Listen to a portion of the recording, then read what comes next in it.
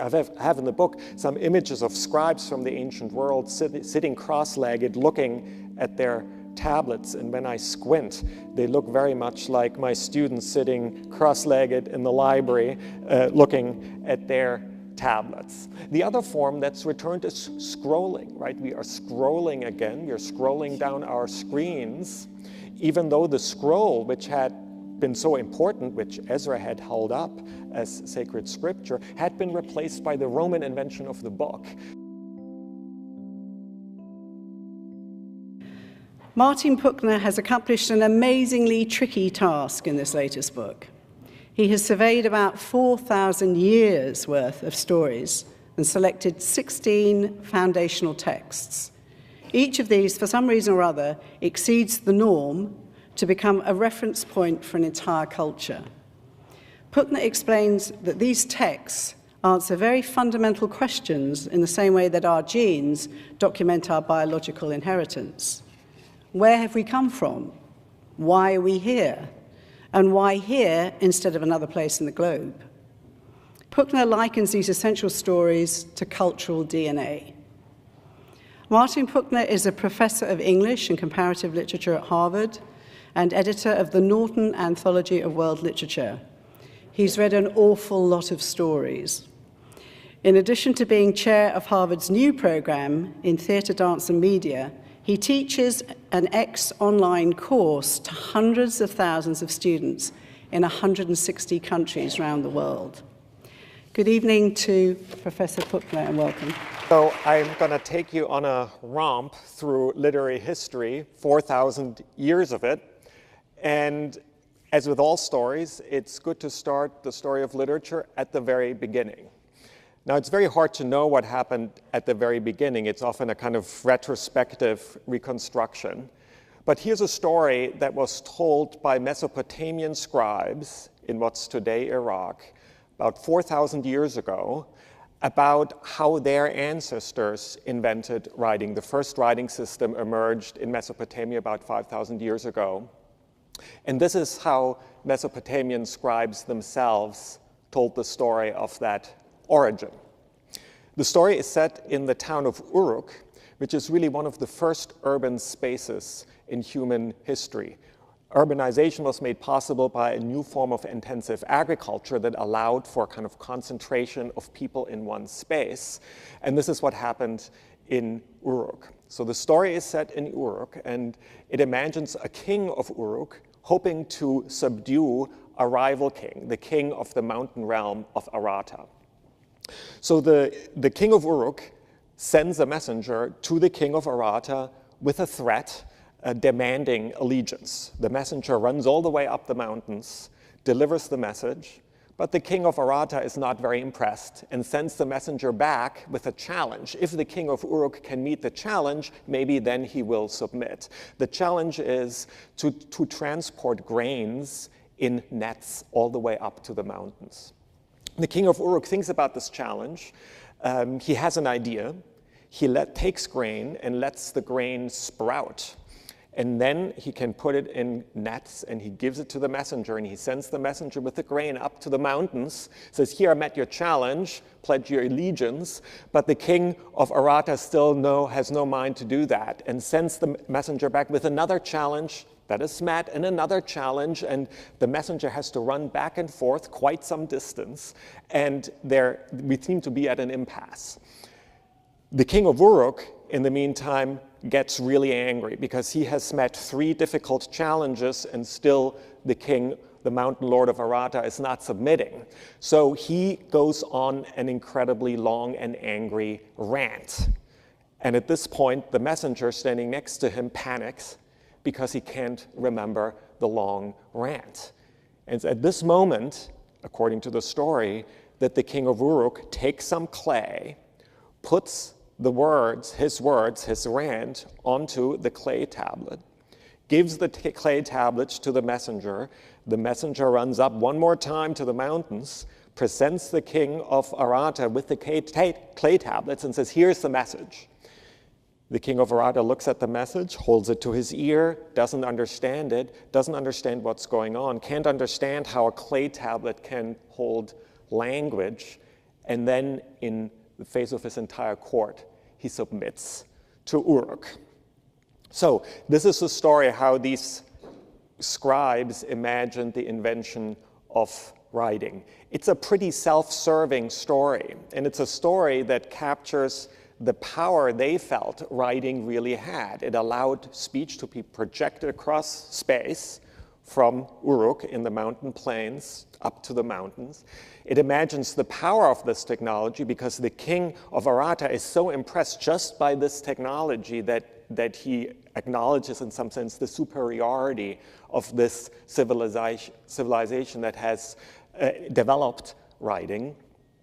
And a third thing is interesting, that at this point, the story about the invention of writing has nothing to do with literature. It's purely a kind of diplomatic message. It's the first text message, if you will, in human history. And it has to do with power politics, with relation to a rival. It's sent by an imperial scribe of some sort. The messenger has become a scribe. The king sends the written message. So, and this is in fact historically true. In Mesopotamia, where the first writing is developed, in the first couple of hundred years, writing is used primarily for bureaucratic purposes. This is one of the first states that give rise to a state bureaucracy that keeps track of economic transactions, that starts to tax people and keep track of tax records, and political messages such as the one captured by this story. So writing, in other words, is invented by accountants, and it has nothing to do with literature. It's only after several hundreds of years that one of these accountants, one of these tax collectors, decides to use this new technology of writing for a completely different purpose, and that is to write down a story. And that, for me, is really the moment when literature, namely written story, begins. It's the intersection of storytelling, which had, of course, been going on everywhere. Wherever humans had lived, they had told stories orally and transmitted them orally from generation to generation. But at this moment, this long oral storytelling tradition intersects with this new writing technology. And this is, for me, this is the definition of literature: storytelling plus writing technology. And that's, if you will, the big bang of literature. And everything that happens afterwards, the history of written stories, begins with this intersection. So once this intersection happens, the most important stories get written down in each culture. In Mesopotamia, that will be the first important story to be written down. The first, what I call foundational epic, is the Epic of Gilgamesh. And it's an epic that commemorates a legendary king of Uruk, the place where, according to the story with which I began, writing was invented for the first time. And it commemorates King Gilgamesh, who recreates the great city of Uruk. And I want you to imagine this as a city built out of clay. The Great Wall of Uruk is made out of clay bricks, and King Gilgamesh is presented as rebuilding that wall. The houses of Uruk in this first urban space are made of clay. Plumbing is made of clay. The food is transported from far afield into the city in clay plots. The potter's wheel is the first sort of sophisticated mechanical tool, really, that is used to produce these clay pots. There are even clay sickles with which some of the agricultural products are harvested. So it's a whole clay city that the Epic of Gilgamesh starts by describing to us. It even mentions the clay pits from which this precious material, not precious but ubiquitous, but useful, important material for Uruk is harvested. But of all the uses of clay in this clay-based civilization, the most important is the one that I just described, namely to use clay and to press words onto clay. This is the Mesopotamian writing system, the first writing system, to press marks into clay, and this becomes the material onto which the Epic of Gilgamesh is written. So a clay city that celebrates the writing, the clay-based cuneiform writing, and its great first story, the Epic of Gilgamesh, as the most important use to which clay has been put. Writing is very important, and it's front and center of this epic. Mesopotamian civilization, as captured in this epic, is very conscious that writing is one of its great achievements. And this is very much in contrast, for example, to other epics from the ancient world, especially the Homeric epics. The Homeric epics take place in an entirely oral culture. There is no writing either in the Iliad or in the Odyssey, with one small insignificant exception. It's an entirely oral culture, and in fact in the Odyssey, it's Odysseus himself, the hero, who sings part of the episodes, part of the story that's being told himself to the court. So that is a written epic that celebrates oral storytelling and does not talk about writing. The much earlier Epic of Gilgamesh is different. It really presents writing as a great cultural achievement of Mesopotamia and presents King Gilgamesh as a writer king who himself writes the story. And that, I think, captures just how important this culture deemed writing to be and how proud it was of this culture.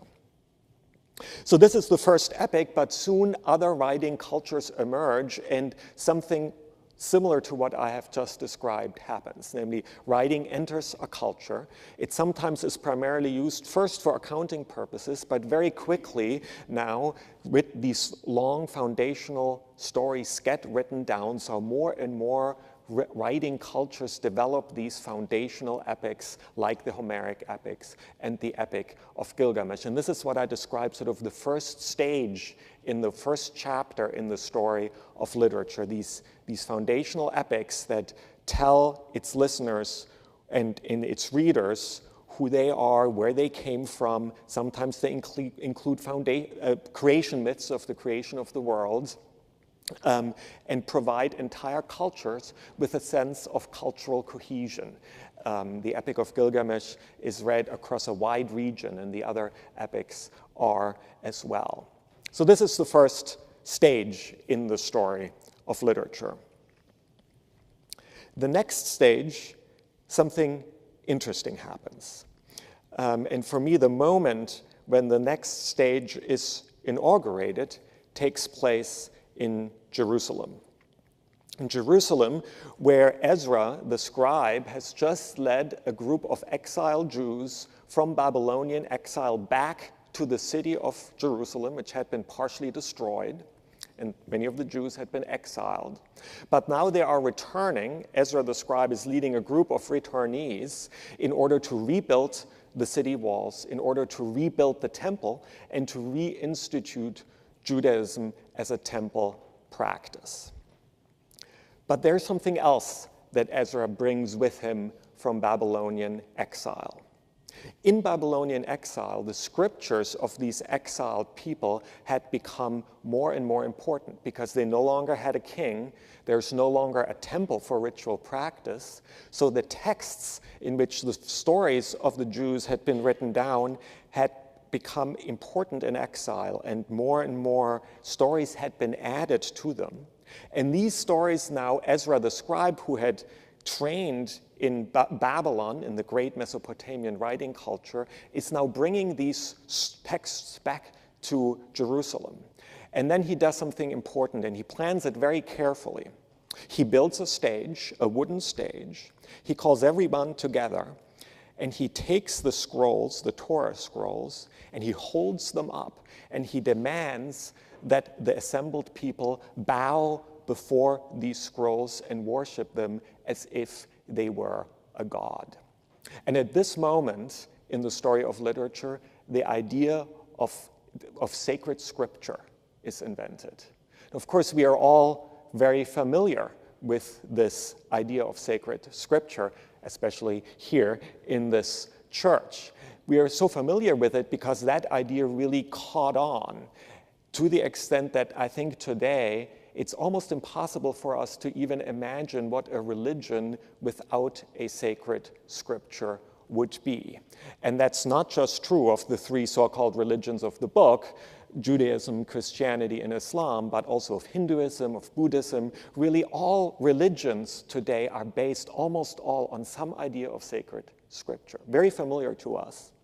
But like all things, this idea that what once was a very mundane accounting technique, tax collection technique, if you will, in Mesopotamia, should become sacred, that some of these written stories should come to be seen as sacred stories, had to be invented. And for me, one moment where this idea was invented and really presented for the first time is in that moment when Ezra, who was exposed to the most sophisticated writing culture at the time in Babylon, returns and holds up the Torah scrolls and basically institutes the text as something even more important than the temple. And of course, that becomes hugely important. So this is, if you will, the second stage, the second chapter in the story of literature, the idea of sacred scripture. And I think since then we have been living in a world that has really been very fundamentally shaped by this idea of sacred scripture. The next stage in the story of literature takes a different turn.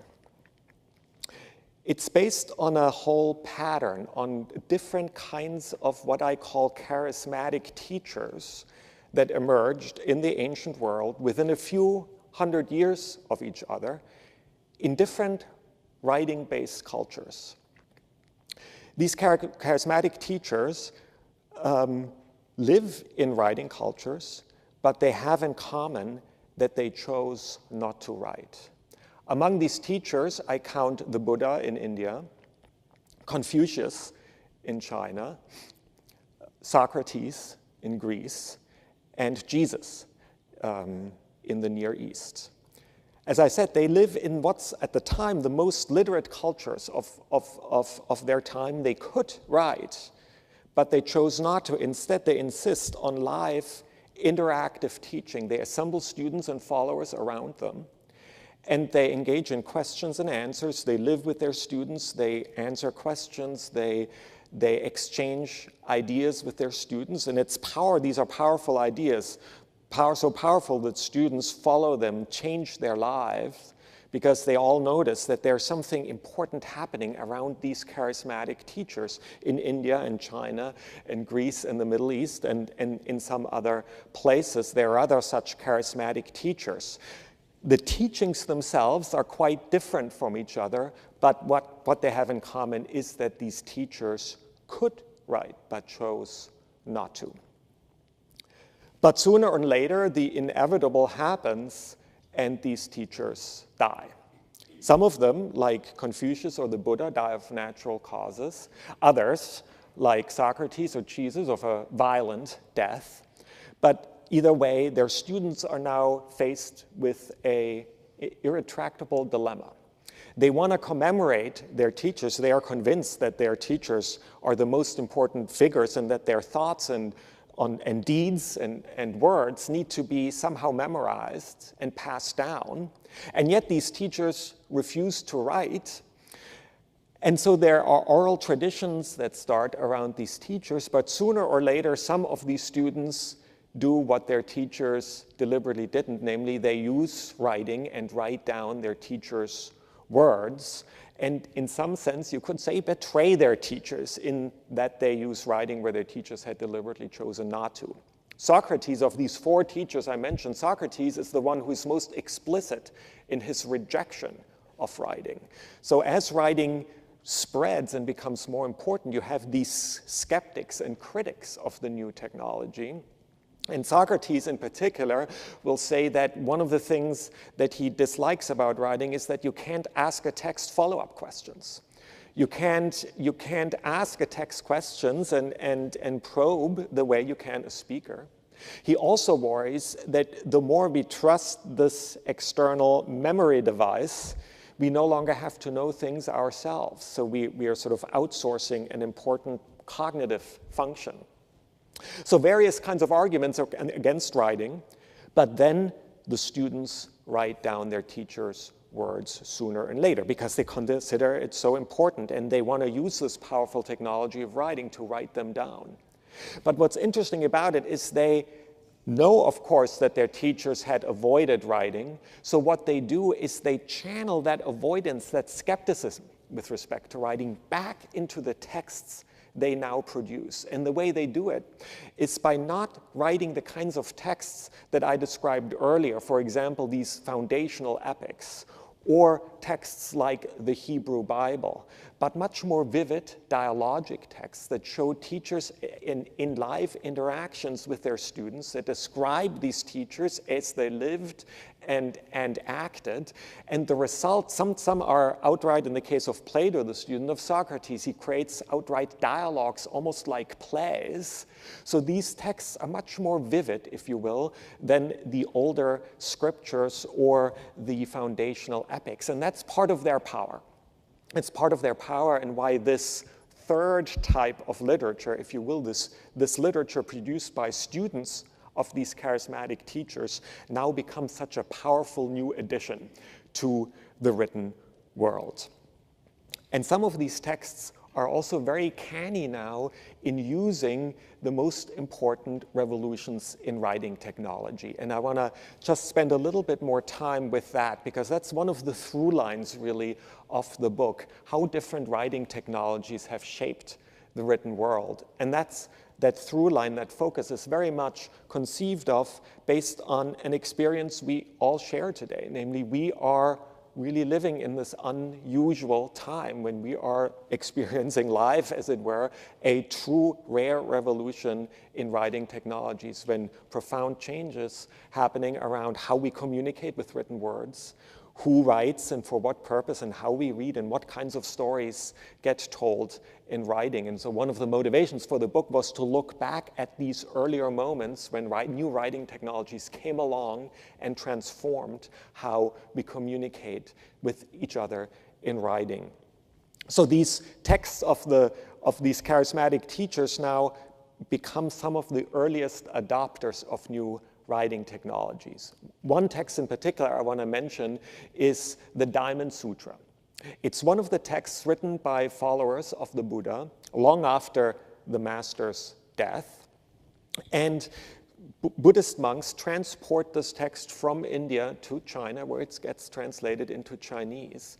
And it is in China that this text encounters two of the most important inventions in writing technology, namely paper and print, both invented first in China. And the earliest existing printed text in the world is the Diamond Sutra from 868, so long before Gutenberg invented, or we should really say reinvented, print in Northern Europe. The Diamond Sutra was printed in China and on paper. The reason why these new technologies are so important is because they radically lower the cost of producing literature. And if you lower the cost of literature, you allow more people entrance into the literary world, and therefore new kinds of stories to emerge, as well as older stories to become more prominent. And this is one of the patterns I detected by taking this bird's eye view of 400 years of literature, 4,000 years of literature. Namely that on the one hand, the most established canonical texts are often the early adopters of new writing technologies. The Buddhist sutra, the Diamond Sutra, is a good example. The same will happen several hundred years later when Gutenberg reinvents print for Northern Europe, when one of the first texts, the first long text he prints, is the Latin Bible. So these established canonical sacred texts or texts of master teachers are often the texts that are in the best position to profit from these great new technologies. And these are also often texts that their believers, their readers, want to use to proselytize. So they are invested in replicating these texts and distributing them and proselytizing with them. One reason why that print and paper, for example, are such excellent technologies for these texts.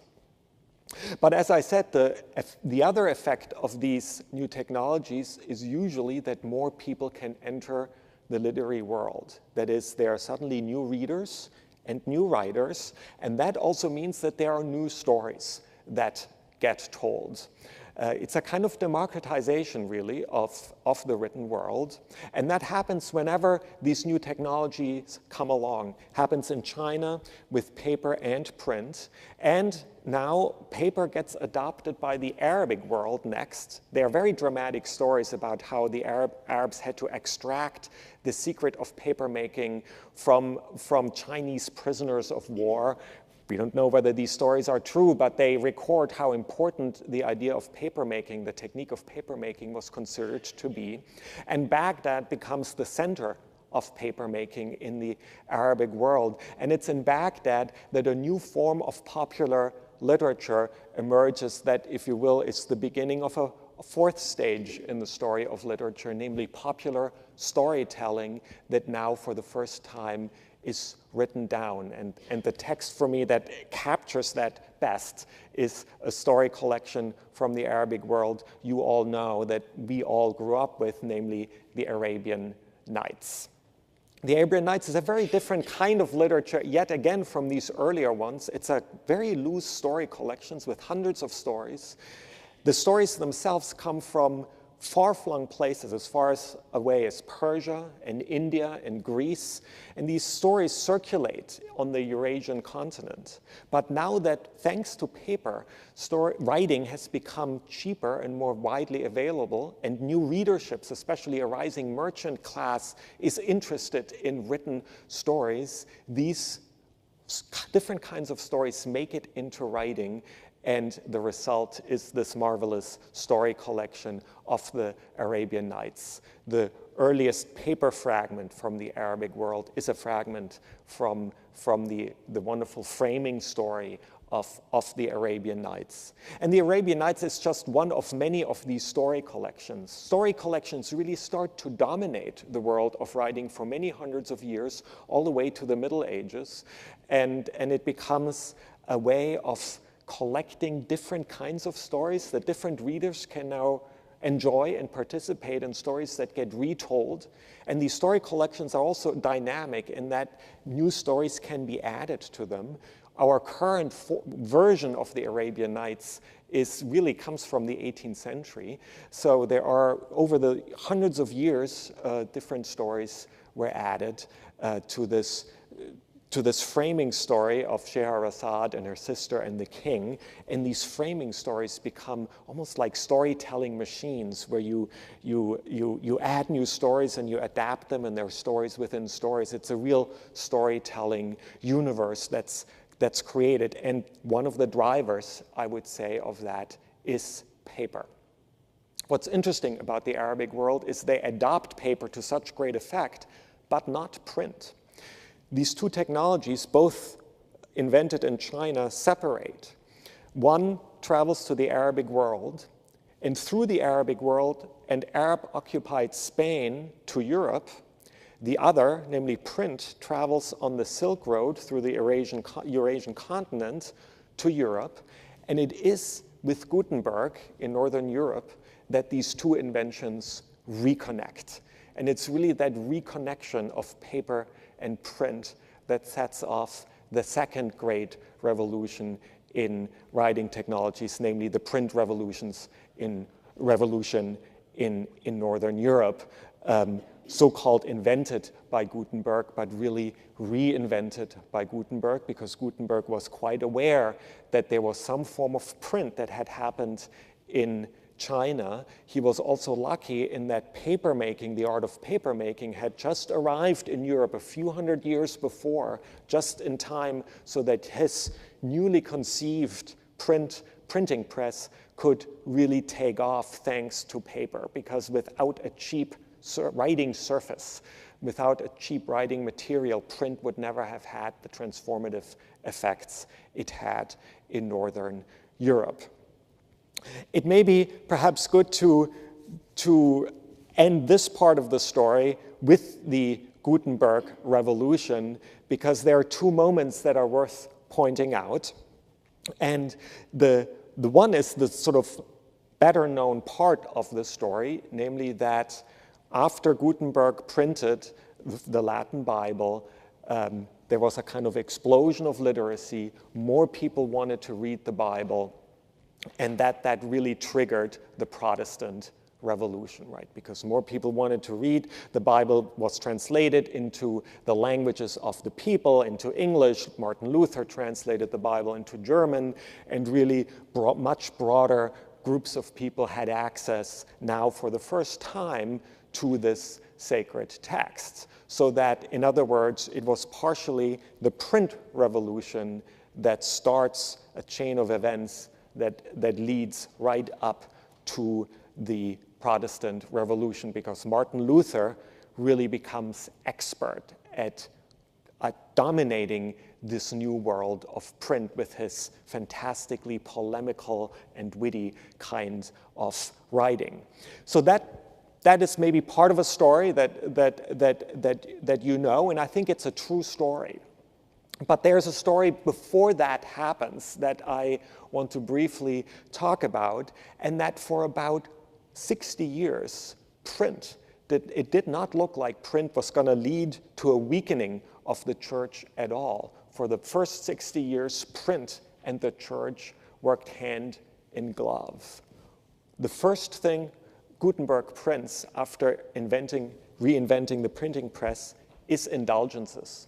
It was perfect for the printing press because these are one-page sheets of paper. You would leave off the name of the person who would buy the indulgence, and you could just print hundreds or thousands, in some cases tens of thousands of these indulgences, and it's basically like printing money. And this is exactly what the church did.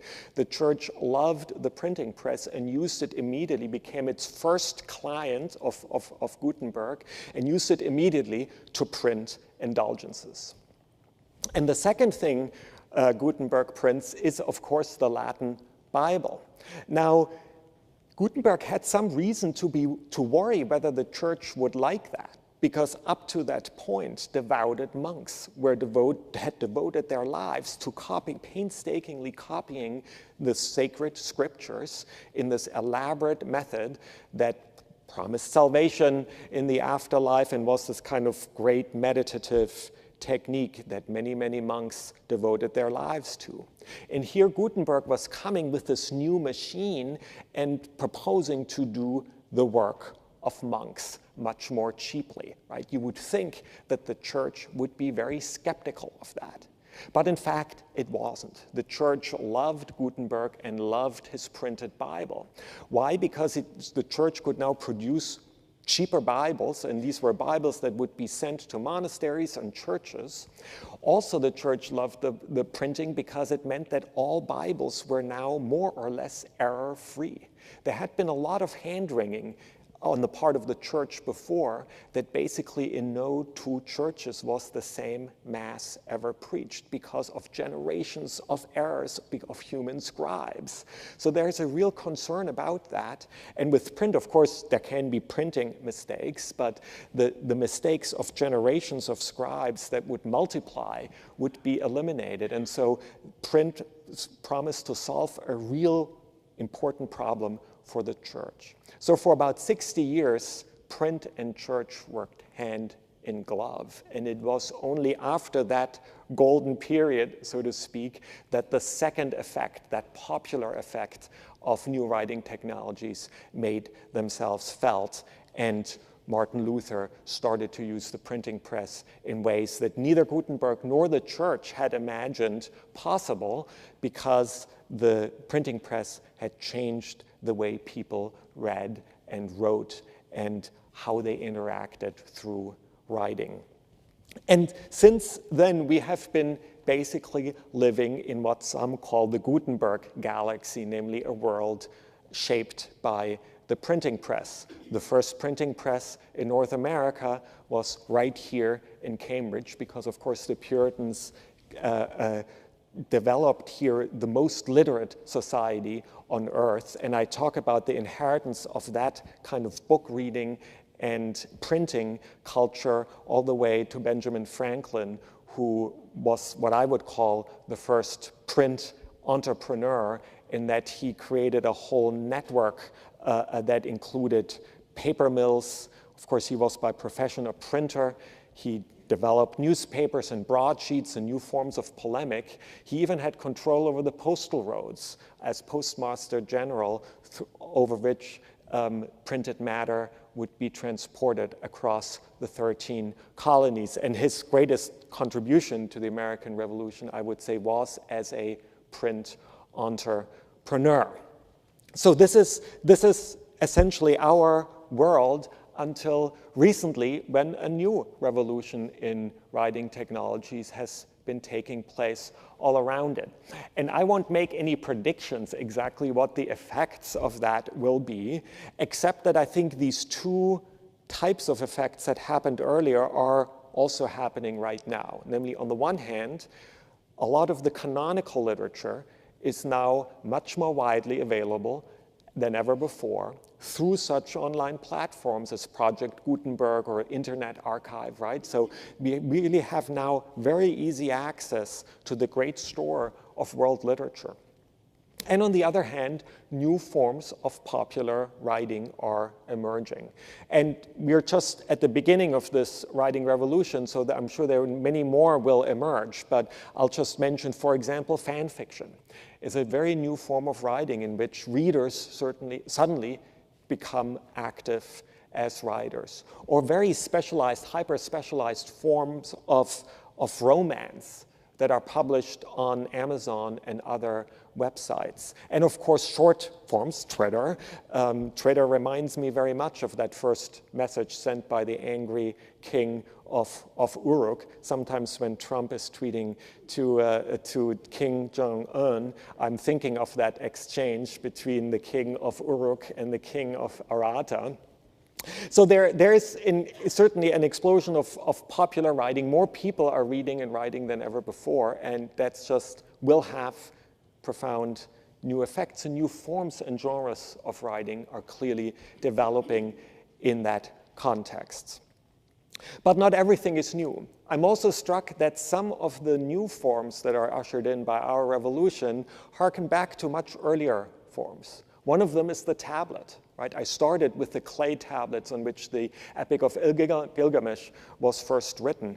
And tablets had gone out of fashion for really thousands of years, replaced by the scroll and later by the book.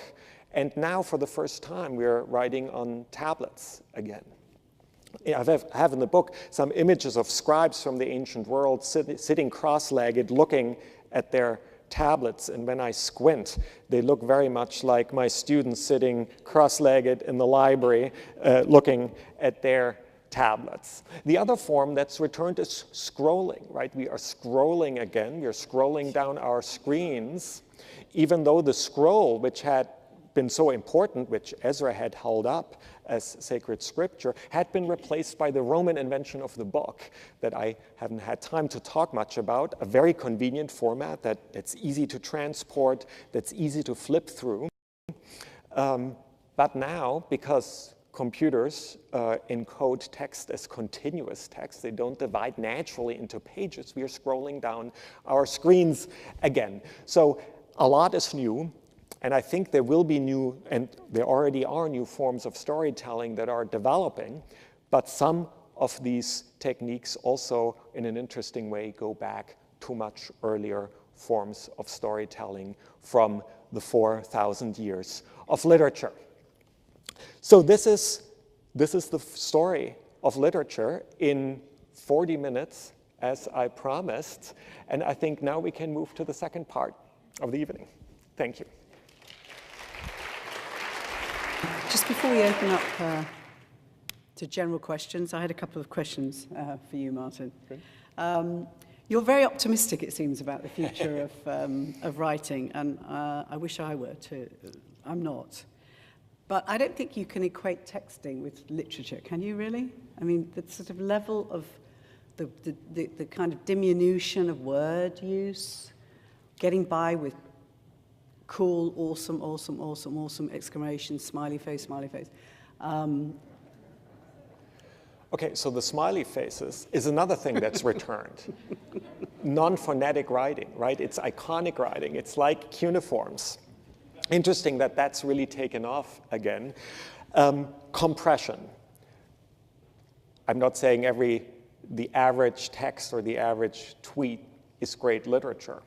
But so one of the episodes from the book is what I think is the first great novel in world literature, which is The Tale of Genji, written at the court of Japan about 1,000 years ago, written by a lady-in-waiting, Murasaki Shikibu, a wonderful and moving story. She basically had to teach herself literature secretly, because as a woman she didn't have access to literature, and then turned that knowledge, that self-acquired knowledge, and her position at court into the first great novel with really very psychologically acute, describing in great detail that court society.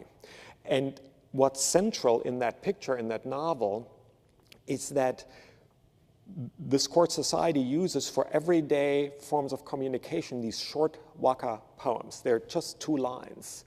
And they're not necessarily great art. Some of them are great art, but they are just, that's the form of communication, and you send them back and forth. Hundreds of such short poems / text messages were exchanged at court, and the form of interaction was very similar. It mattered how long you waited before you responded. There was a clear style that emerged in this communication. Certain things would be said, certain things would be unsaid. Anyway, again, when I squint, I see a society depicted in this first novel that uses a form of very quick text messages back and forth, basically to communicate and conduct everything from love affairs to politics. So again, this is not necessarily reason to be optimistic, I suppose, but I think it's just a reminder that compression and short vernacular forms of short written expressions can do double duty as communications and very ephemeral and nothing important about it, but also lead to a form of art. And I think there are some people who use Twitter and text messages who figure out that you can turn it into a particular style. And again, these... Trump certainly has. Well, it's interesting. Well, he has to some extent, of course, but it will be very interesting how future presidents use Twitter. Of course, now we think of Trump-style use of Twitter as the only possible one, and it may well turn out to be typical, but maybe other presidents will use it in a slightly different form. We are really just at the beginning of it, and I think there are maybe possibilities he can't quite imagine. Another question. Speaking the truth, that the telling of a story, which is so important and integral to so many cultures, I've been very impressed by the resurrection of oral storytelling that's taking place with The Moth, yes, and live yes, situations where people are present to hear people's stories being told. Yes. It seems like we're hungering for that. Yeah, I agree. And it's one of the things that surprised me about the process of researching and thinking about and writing this book. I imagined that the role of oral storytelling would be important, certainly in the beginning of the book at this moment of intersection. But what I didn't quite expect, but what turned out to be the case, that the importance of oral storytelling continued all the way to the very present. One example is the Epic of Sunjata, which is this great West African epic that commemorates the founding of a kingdom in Western Africa in the late Middle Ages, and was transmitted orally for hundreds of years and written down in its current and the most important current form only in the late 20th century. So you realize that this transition that we may associate with Mesopotamia or with Greece of Homer is still happening all around us, and that oral storytelling and writing technologies are as intertwined as at they were at the beginning, and it's not that the one is replacing the other at all.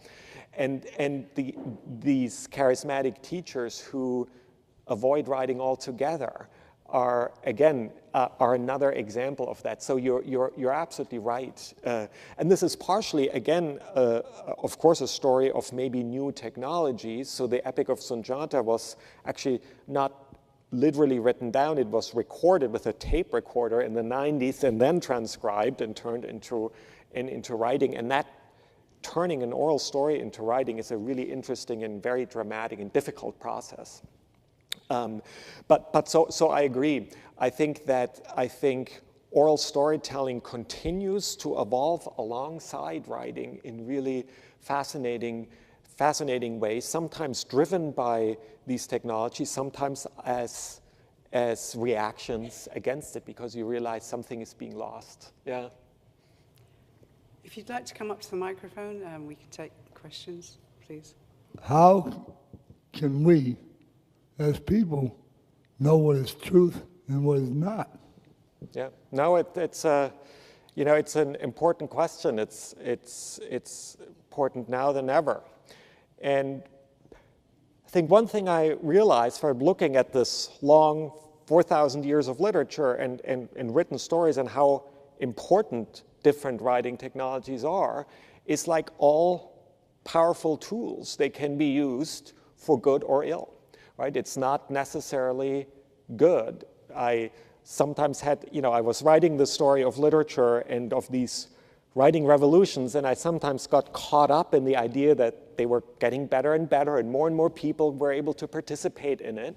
But of course, with each of these revolutions, more things were written. There was, more possibilities for falsehood, if you will, for fake news, for misinformation. And this is why some of the charismatic teachers I talked about, like Socrates, were very skeptical of writing of any sort.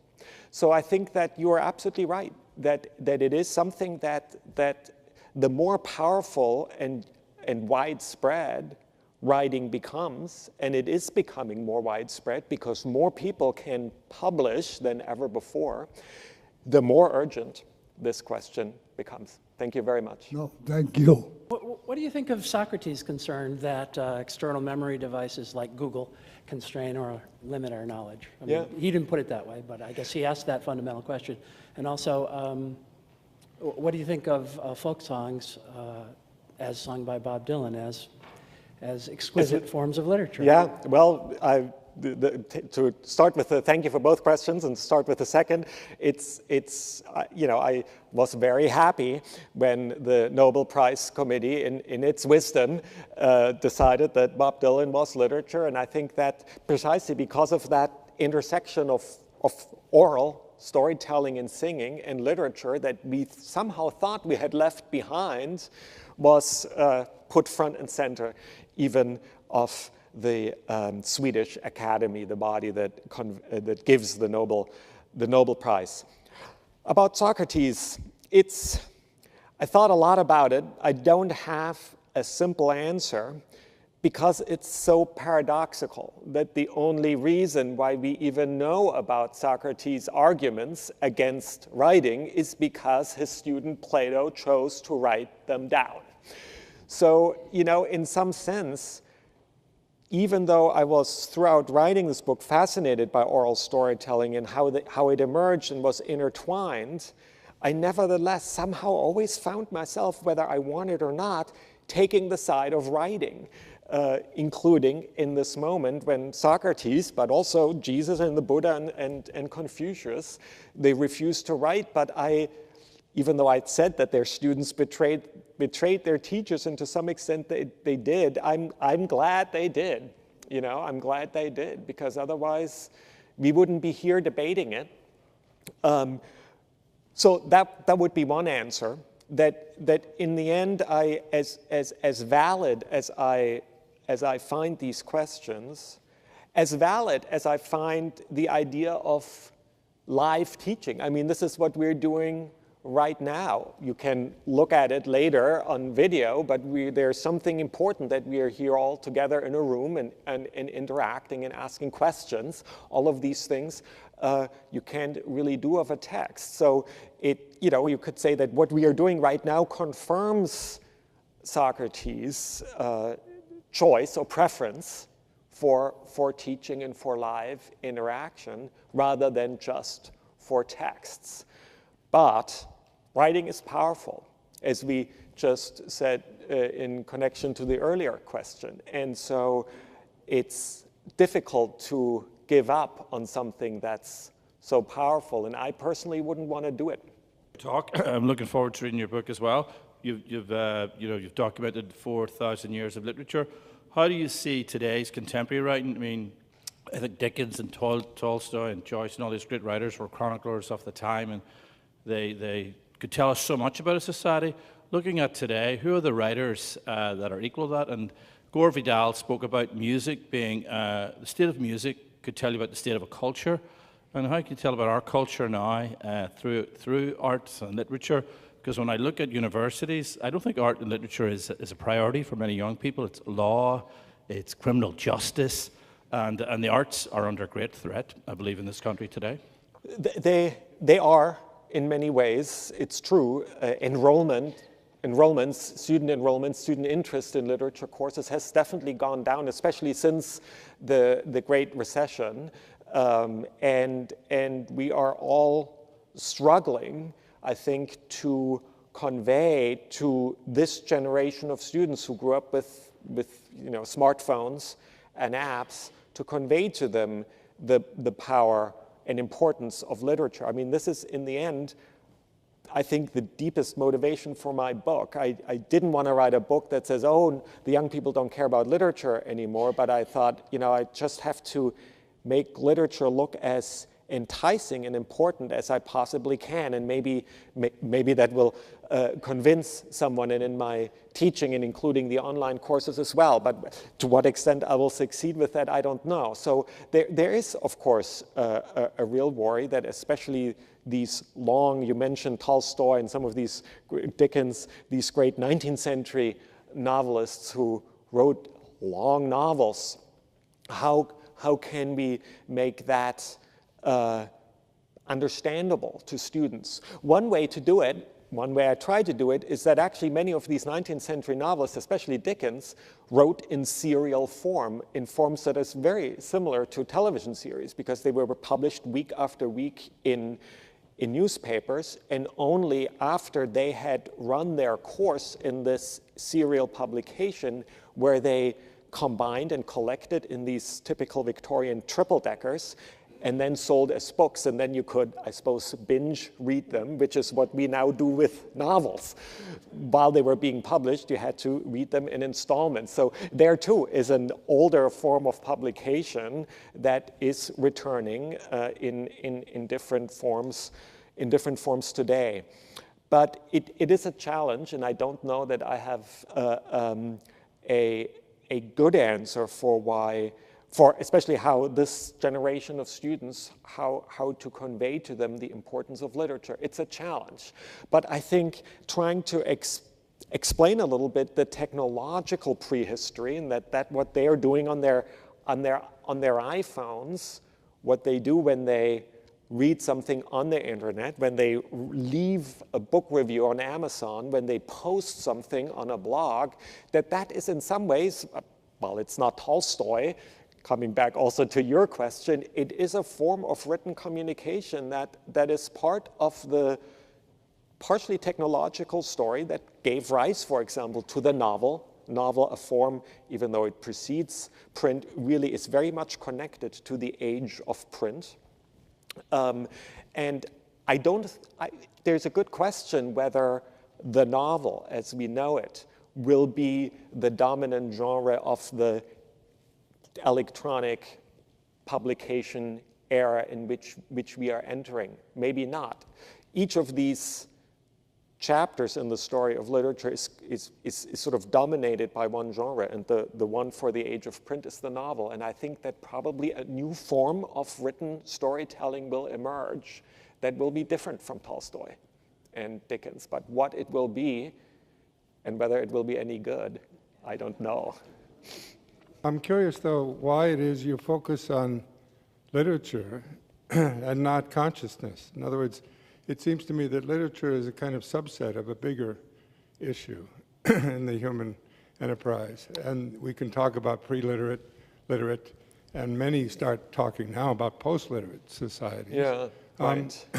So in a sense, literature might be a phase in the human enterprise, and we may be coming again to a period of symbology that doesn't have to do with linear text. With written stories. And in this respect, I thought, particularly the tablets you're referring to, what we're looking at is icons, and we're tapping icons, right? It's not as if we're thinking in linear terms anymore, and literature may not be the way to go at it.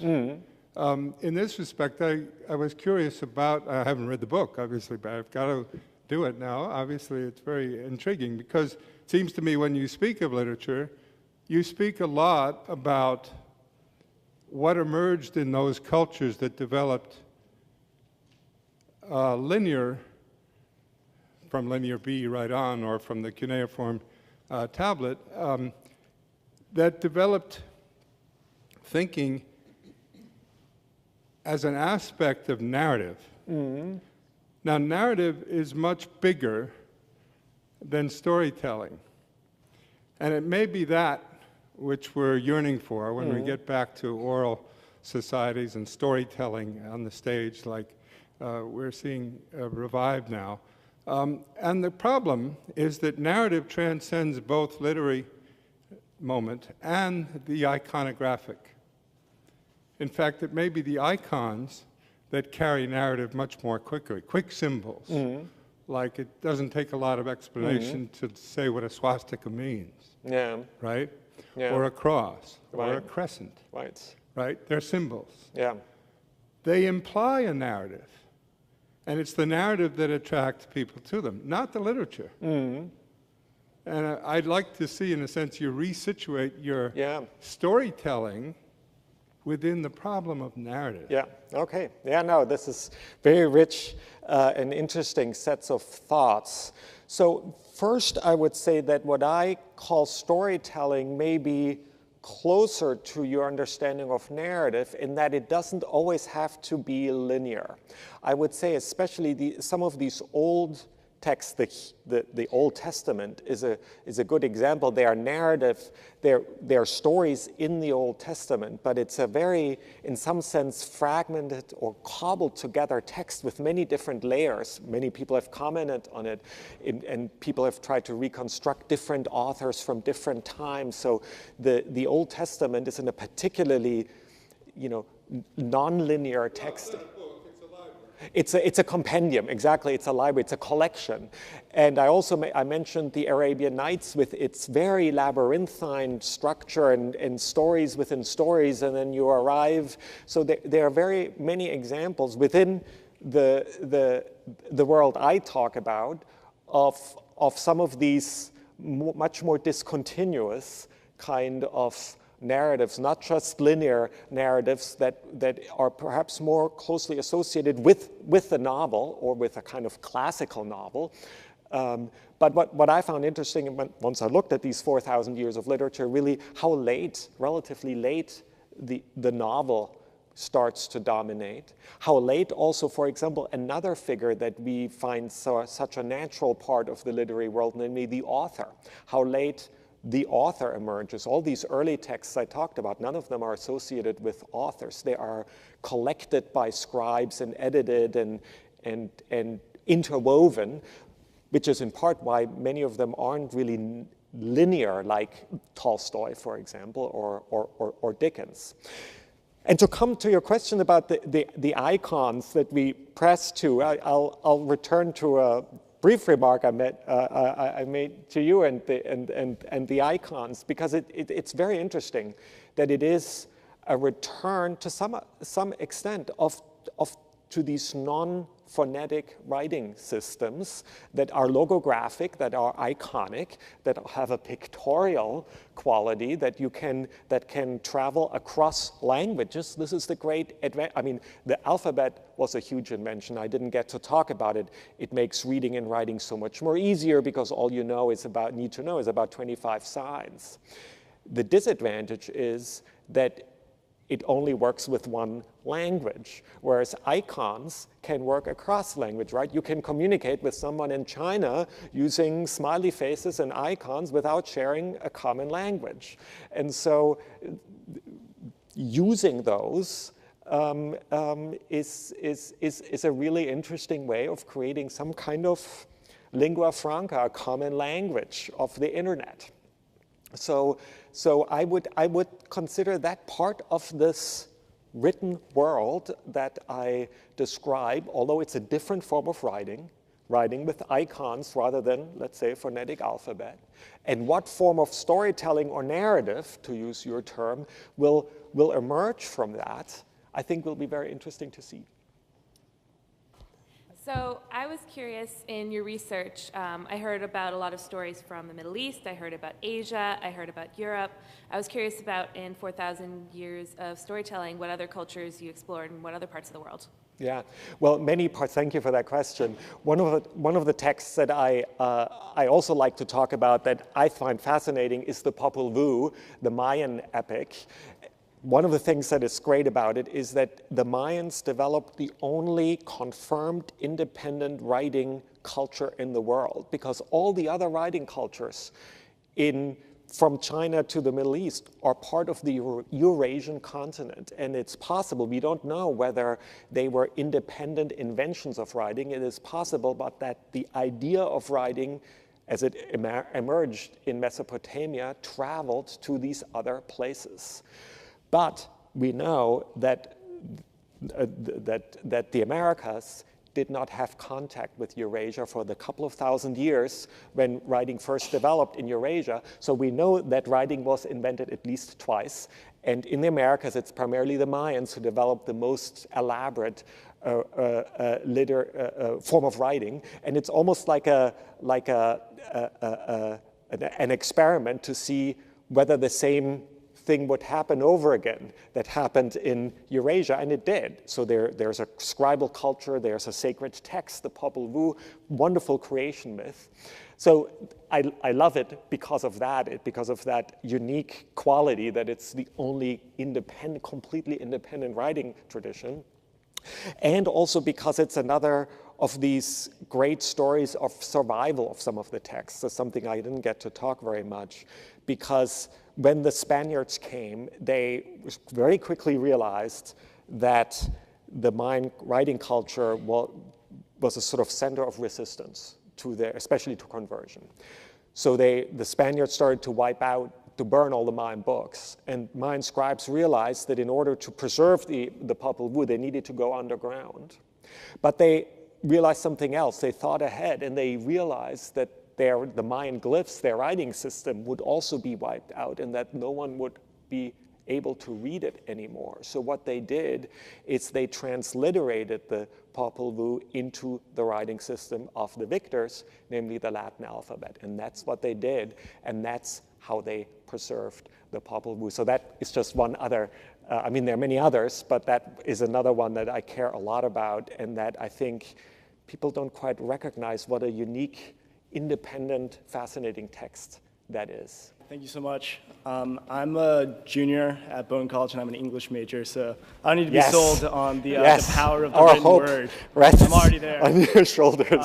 But my question is, because it's so difficult to discern between what is history and what is fiction, whatever else, like certainly in the case of the Buddha and the Bible, and then that times 4,000 years, where do you even start to look for the seams to try and develop a unified understanding of our literary and cultural history?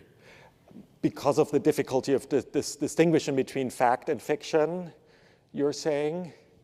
Yeah, well, it's interesting that distinction, fact and fiction, and that certain kinds of literature is fiction and other kinds of literature is what we now call nonfiction.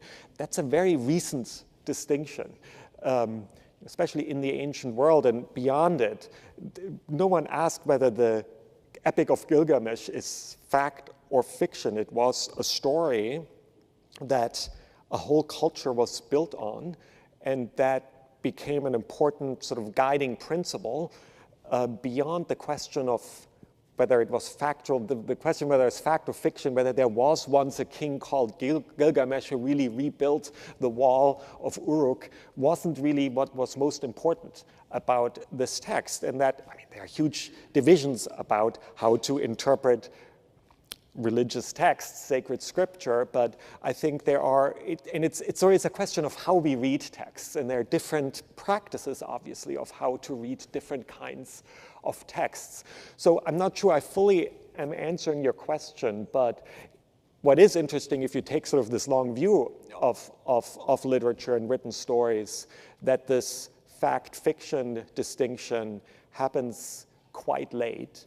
And I think for me, what was interesting is actually to break out of that to some extent and really focus on written stories, no matter whether these written stories were what we would expect today to find in a fiction bookshelf in a bookstore down at the Harvard bookstore, or in the shelf for religious texts or political texts. I have a chapter on the Declaration of Independence, which is another text that tells a story and becomes really a foundational text for an entire culture. So this is the written storytelling dynamic I'm after. The fact fiction one is part of that story, but a relatively late one, which doesn't mean that it's not important. And certainly I, as someone who was telling the story of literature, my book is what we want to call nonfiction book, even though it contains a lot of stories. So it is an important distinction today, but it's a relatively recent one. Thank you, Professor Bruckner, for a very interesting talk. I found the way you parse the development of stories in writing very thought-provoking. And I'd like to just make a comment.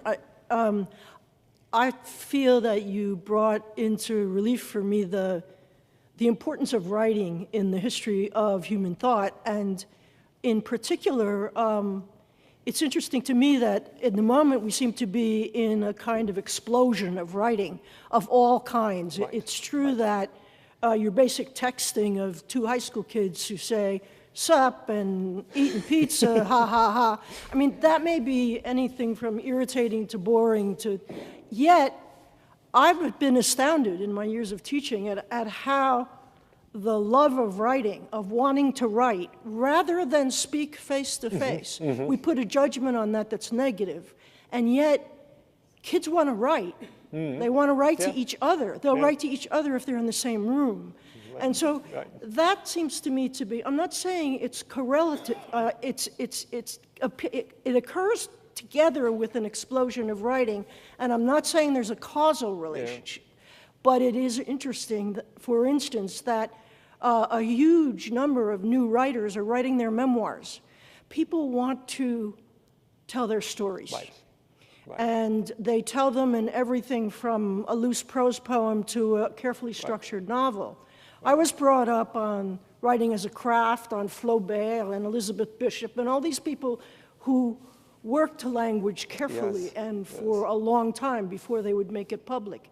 And yet I am interested that that narrows down the number of people who have access to writing their stories. Yeah. And so there is a kind of democratization going on, and I feel it's too early to judge it. I understand your reservations. Believe me, I taught freshmen writing. I do understand. But I think it's too early to really understand what the future of emailing will be, what the future of texting will be. Thank you. I feel like that question was more for you. You raised a point about emailing. You were concerned about it in the book. You said that the technology might not endure.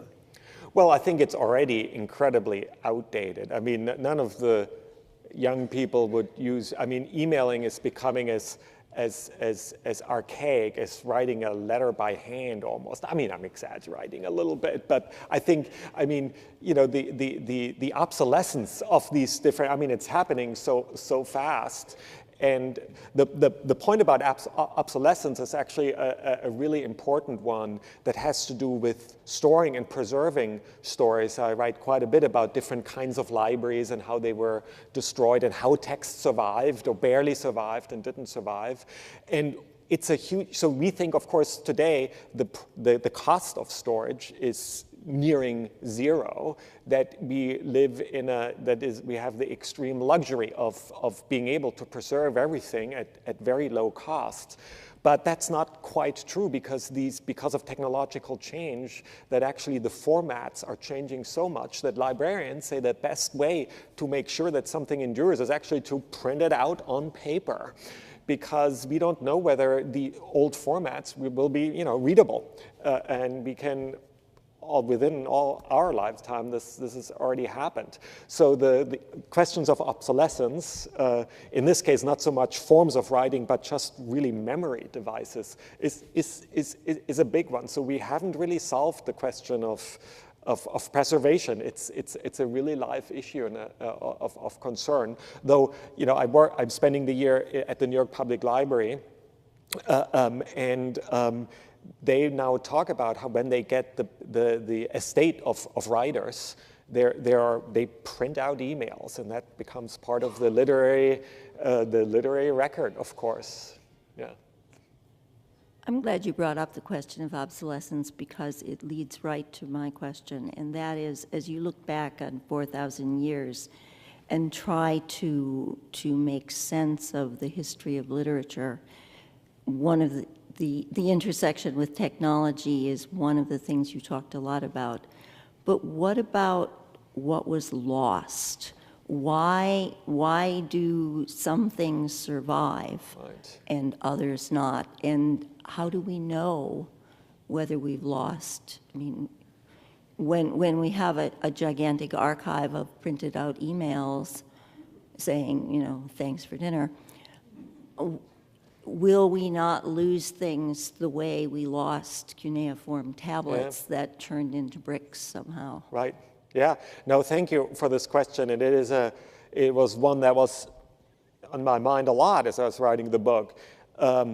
If there's one lesson I took away from this history, is that really the only way to guarantee the survival of a text is to make it matter to each generation. What we don't use, we tend to lose.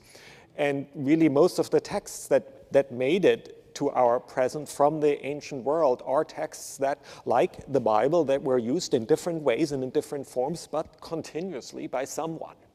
Because a culture, we need to, even today, we need to invest attention and capital into the preservation of a text. It takes attention, and the only way to do it is to make it matter to each generation. There are a few examples of texts that are completely lost and that get rediscovered, and the Epic of Gilgamesh is an example. I talk about some of the libraries that get burned down, like the Library of Alexandria, and we lost so much literature through that. And it looked like that was going to happen also with the library of the Assyrian king Ashurbanipal, who collected the tablets on which the Epic of Gilgamesh was written. The library burned down. But fortunately, the Epic of Gilgamesh, as you also mentioned, was written on clay. And as we all know, when clay gets burned, it does not burn up. It gets hardened. It's like it was burned in a kiln. And this is why these hardened clay tablets, buried under rubble, were able to survive for 2,000 years. And we didn't even know that the Epic of Gilgamesh existed because it was never transliterated into the newer, mostly alphabetic writing systems. So, and it was rediscovered. So there are some stories of rediscovery, and we don't know how many else there will be. So we may well rediscover other texts like the Epic of Gilgamesh or the Popol Vuh. But for the most part, it is, as you say, a story of a loss, and we lost so much. We preserve mostly what we use. And, you know, even today, libraries are throwing out books that don't get recalled and that don't show up on their records anymore. So, of course, the other thing is that you mentioned with the emails is that something might get lost because there's so much of it, right? And that of course, is one of the challenges for us. And the solutions have then more to do with search algorithms, right? That's how we make our ways through huge amounts of writing, but also education and other forms of filters. We need filters, and of course we are getting quite good at filtering. Whether it's the right forms of filtering is another way. So there's a preservation and keeping things from disappearing altogether, and then there's the question of keeping what's important in a sea of writing that's increasing at a frantic speed. That I think is the main challenge for us. Yeah. Well, I think that was an amazing talk. We all learned a tremendous amount. Thank you very much, Professor Puckner.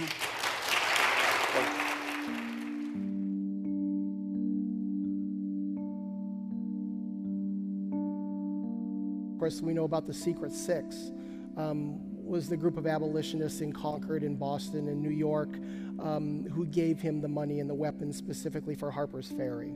So we know of at least 6 guys that supported him. But as for in theory, a lot of people thought it might have been a good idea. But again, when he was captured, a lot of abolitionists kind of turned their back on him and said, I wasn't involved. Of the Secret Six, 5 of them either disavowed dealing with Brown or they left the country. Only one of the Secret Six stayed in Worcester, Thomas Wentworth Higginson. He stayed in Worcester and said, okay, you want to get me? Come get me. He was the only one that stood by Brown physically and intellectually and said, yeah, I gave him money. What are you going to do about it? All the others kind of went away and hid for a while.